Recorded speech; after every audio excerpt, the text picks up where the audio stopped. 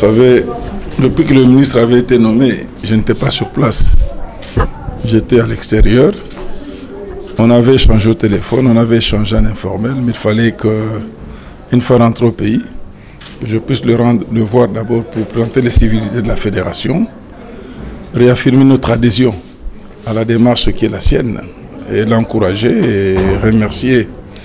les différentes autorités, le Premier ministre et le chef de l'État qui l'ont nommé à ce poste-là. Parce que nous estimons que les deux autorités ont accédé au souhait, qui était celui du mouvement sportif, d'avoir à la tête quelqu'un qui connaît ce mouvement sportif, ce qui nous facilite un peu une certaine fluidité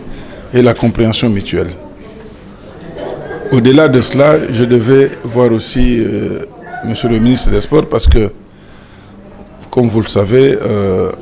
il y a péril dans la demeure. Péril dans la demeure d'abord sur le plan des infrastructures. Et là, je l'ai vu sur la triple casquette, en tant que d'abord membre du Conseil de la FIFA, premier vice-président de la Confédération africaine de football et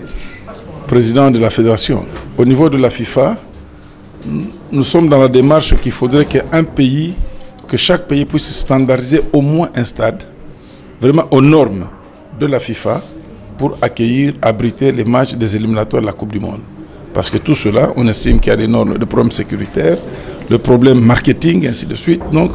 on tient à ce que chaque pays au monde puisse avoir au minimum un stade standardisé. Au niveau de la Confédération africaine de football, vous savez, je dirige aussi la commission interclub de la CAF, c'est moi qui en suis le président. Nous avons décidé aussi que les championnats, les compétitions interclubs africaines ne soient jouées que dans des stades standardisés, pour permettre à ce que,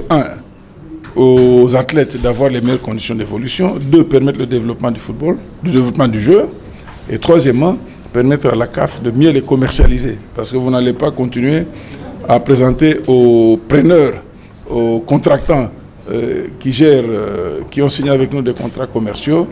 des spectacles sur des aires de jeu qui n'en sont pas une, et ensuite des stades où on trouve encore les gens à même le